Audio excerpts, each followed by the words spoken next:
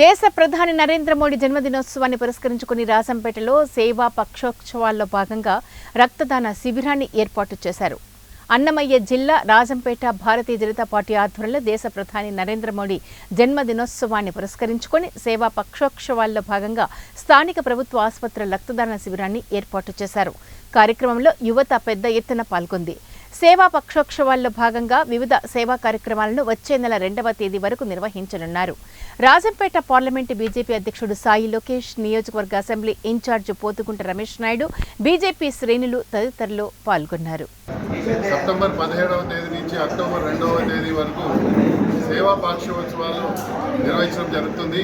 మరి అందులో భాగంగానే ఈరోజు రాజంపేట నందున ప్రభుత్వ ఆసుపత్రిలో ఈ రక్తదాన శిబిరం ఏర్పాటు చేయడం జరుగుతుంది. యువత పెద్ద ఎత్తున ఈ కార్యక్రమానికి విశేషమైన స్పందన చూపించడం జరిగింది. ఈ యొక్క కార్యక్రమానికి దేశమంతటా కూడా ఈ సేవా పక్షోత్సవాల్లో భాగంగా నరేంద్ర మోదీ గారు మన దేశ అభివృద్ధి తోడ్పడం చూసి వారికి కృతజ్ఞత తెలియజేస్తూ స్వచ్ఛ భారత్ కార్యక్రమాలు కానివ్వండి, రక్తదాన శిబిరాలు కానివ్వండి, లేదా మెడికల్ క్యాంపులు కానివ్వండి, ప్రతి గ్రామాన నిర్వహించడం జరుగుతుంది. దానికి ఇక్కడ దాతలకు అందరూ ఎవరైతే ఈ రక్తదాన శిబిరాల్లో పాల్గొన్నారో వారికి అందరూ కూడా ప్రత్యేకమైన ధన్యవాదాలు తెలియజేస్తున్నారు.